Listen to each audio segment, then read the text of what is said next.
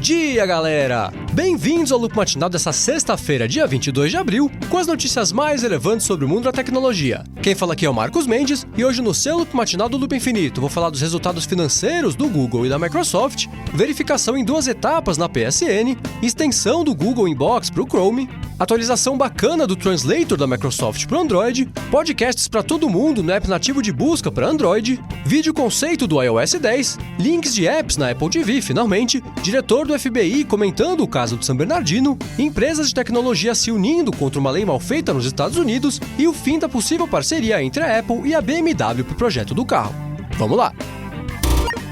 Eu começo o episódio de hoje falando sobre o projeto do carro da Apple. Pouco tempo depois que surgiram os primeiros rumores de que a Apple estava pensando em fazer um carro, também surgiram algumas informações que diziam que a BMW e a Daimler estavam ali envolvidas no projeto e que elas iam ajudar a fazer o tal do Project Titan sair do papel. Mas, ao que tudo indica, esse é um rumor que, mesmo que fosse verdade, não vai mais acontecer. Isso porque, de acordo com um jornal alemão chamado Handelsblatt, alguns desentendimentos envolvendo a coleta de dados dos usuários levaram ao fim do negócio e agora ou a Apple vai ter que seguir o caminho dela sozinha, ou ela vai ter que ir atrás de uma outra parceria com uma outra empresa automotiva para fazer a coisa rodar. De acordo com a matéria do Handelsblatt, um dos pontos de tensão entre a liderança da Apple e a liderança das montadoras foi em relação aos dados dos usuários. Eles não conseguiram chegar a um acordo sobre quem seria o dono e quem guardaria os dados coletados uma vez que esses carros fossem lançados. Esse pode parecer um detalhe meio besta, meio sem importância, mas no final das contas toda a tecnologia de carros, em especial de carros autoguiados, vai se basear na coleta e na análise de dados que vem do uso do carro no mundo real. E parece que eles não conseguiram chegar a um acordo sobre quem seria o dono dessa informação, já que enquanto a Apple insistia que nada disso poderia sair do iCloud, a BMW e a Daimler queriam guardar isso lá nos servidores deles, o que é claro que a Apple nunca ia deixar acontecer.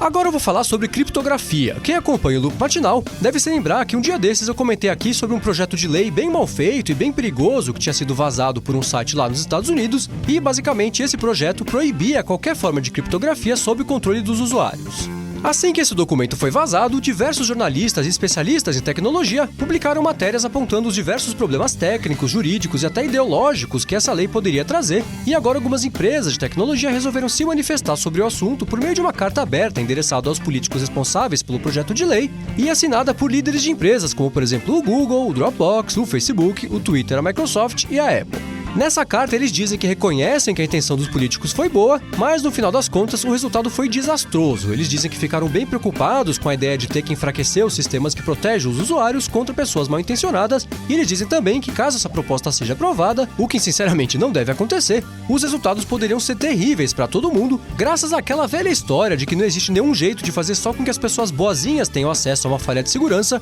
e que qualquer furo na proteção do sistema vai acabar sendo descoberto e explorado por gente mal intencionada. Por fim, eles dizem que estão sempre à disposição para ajudar o governo em situações delicadas como essas e que também esperam que o governo passe a conversar mais com eles antes de sair por aí desenvolvendo e aprovando leis que vão acabar trazendo consequências que nem eles imaginam o que pode ser.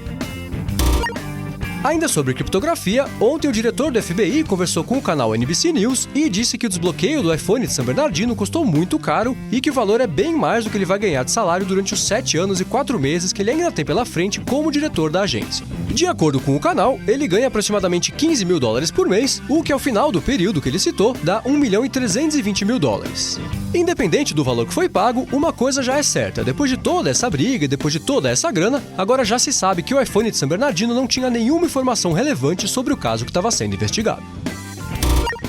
Agora eu vou falar rapidamente sobre uma novidade que a Apple finalmente está trazendo para a App Store. Depois de muito tempo e muita reclamação dos desenvolvedores, agora é possível pré-visualizar aplicativos da Apple TV pela web. Até recentemente, o único jeito da pessoa achar um aplicativo lá na Apple TV era usando a busca da App Store, o que dificultava bastante a vida dos desenvolvedores e atrapalhava na divulgação de novos apps. Mas agora, alguns desenvolvedores já estão conseguindo gerar links específicos para os apps deles e esses links podem ser acessados pelo Chrome, Safari, Firefox e assim por diante. De acordo com uma matéria lá do site Mac Stories, ainda não são todos os desenvolvedores que estão conseguindo fazer isso e parece que essa possibilidade está sendo liberada aos poucos para os programadores. Até que enfim, hein?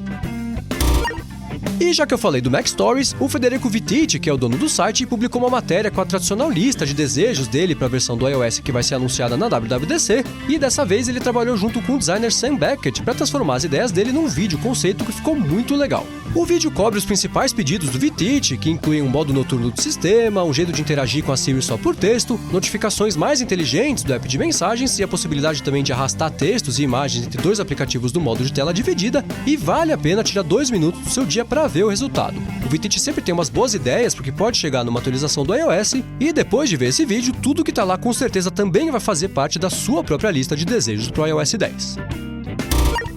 Dia desses eu comentei aqui que o Google finalmente tinha passado a disponibilizar podcasts lá no Google Play, mas a novidade só valia para os usuários do Canadá e dos Estados Unidos e ainda por cima só valia para a plataforma web da loja deles. Bom, parece que isso está começando a mudar. Isso porque, de acordo com um post feito em um dos blogs do Google, eles estão começando a liberar para todos os usuários um recurso embutido no app de pesquisa do Google para Android, que é um player nativo que aparece direto no resultado de busca. De acordo com o post, é só o usuário pesquisar por qualquer podcast que já faça parte da biblioteca de podcasts do Google Play, que os resultados da busca vão trazer os 3 episódios mais recentes daquele podcast, também aparece um link para a pessoa ver mais episódios, e o legal é que já dá para começar a reproduzir o episódio direto do resultado de busca, e ele continua tocando mesmo que o usuário faça alguma outra pesquisa em seguida. Bem bacana, agora o negócio é torcer para o Google abrir os podcasts deles para mais países, além dos Estados Unidos e do Canadá. E falando em Android, a Microsoft atualizou o App Translator dela lá no Google Play e agora ele traz uns recursos bem interessantes, como por exemplo a tradução instantânea de textos que estejam aparecendo na tela. Esse é um recurso bem útil quando o usuário está passeando por um país que ele não conhece muito bem o idioma, e aí dá para traduzir ali na hora, usando a câmera, as palavras de um cardápio ou de uma placa de instrução, por exemplo. Além disso, a Microsoft também estreou um recurso que traduz trechos de texto direto a partir ali de um botão na área de mais opções, que fica junto de copiar, recortar e compartilhar. E por último, eles também adicionaram 34 novos pacotes de idiomas que podem ser baixados e aumentam a utilidade do app, mesmo que o usuário esteja sem conexão com a internet. Se você quiser baixar o Translator da Microsoft para o seu dispositivo Android, tem um link para ele aqui na descrição do episódio. Agora eu vou falar rapidamente de uma novidade que foi anunciada pelo Google, dessa vez relacionada ao Chrome e ao serviço Inbox. O Google atualizou o Inbox, que é aquela espécie de substituto do e-mail tradicional que a empresa vem testando, e agora existe uma extensão para o Chrome que permite que o usuário adicione links de notícias ao Inbox com um clique para poder ler depois. Conforme o usuário vai adicionando os links ao inbox dele, eles vão passando a aparecer juntos na caixa de entrada, mas ao contrário de serviços tipo o Pocket e o Instapaper, que fazem o download do artigo inteiro para a pessoa conseguir ler offline, esse recurso do Google só guarda o link para o site ou para a notícia, para o usuário poder clicar e carregar depois. Se você quiser fazer download da extensão do Inbox para o Chrome, tem um link para ela aqui na descrição do episódio.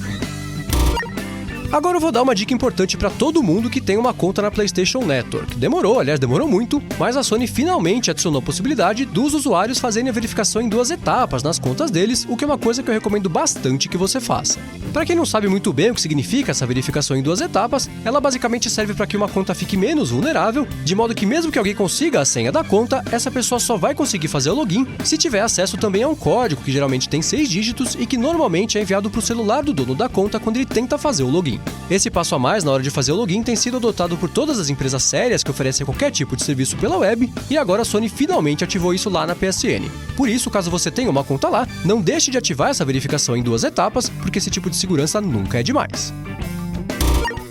Agora eu vou falar sobre grana. Ontem a Microsoft divulgou os resultados financeiros do terceiro trimestre fiscal de 2016 e os números deles ficaram abaixo das expectativas. De acordo com a empresa, os lucros operacionais encolheram 14% e o faturamento cresceu só 3%, ao contrário dos 7% ou 9% que o mercado estava prevendo. De acordo com a Microsoft, parte da culpa desse baixo desempenho foi de uma taxa de imposto maior do que eles tinham previsto. Em relação aos produtos, o dinheiro vindo de serviços de infraestrutura na nuvem e serviços empresariais aumentou 3,3% e o lucro originado da divisão do Surface aumentou 61% em relação ao mesmo período do ano passado. A Microsoft não revelou o número de unidades que foram vendidas, mas disse que a linha Surface rendeu 1 bilhão e 100 milhões de dólares no trimestre. Agora, quem não foi nada bem foi a divisão de celulares da Microsoft, o que já era esperado, já que a própria empresa disse que não vai pensar em celular nesse ano. De acordo com o relatório, foram vendidas 2 milhões e 300 mil unidades do Lumia, o que representou uma queda de 73% em relação ao mesmo período do ano anterior.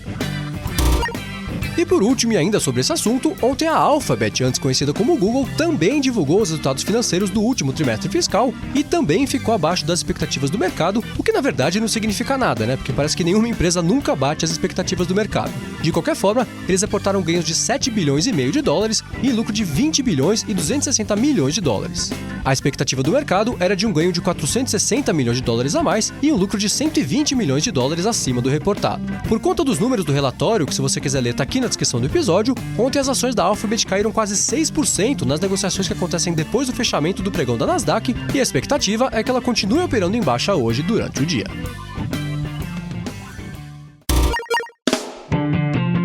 É isso aí, galera. O Loop Matinal do Loop Infinito vai ficando por aqui. Os links das notícias de hoje vocês encontram aqui na descrição do episódio e também lá no youtube.com/loopmatinal e no soundcloud.com/loopmatinal. Se você quiser falar comigo no Twitter, procura por MV Sementes que eu tô sempre por lá. Obrigado a todos pela audiência, não deixem de se inscrever lá no canal do Loop Infinito no YouTube, bom fim de semana e eu volto na segunda de manhã. Falou!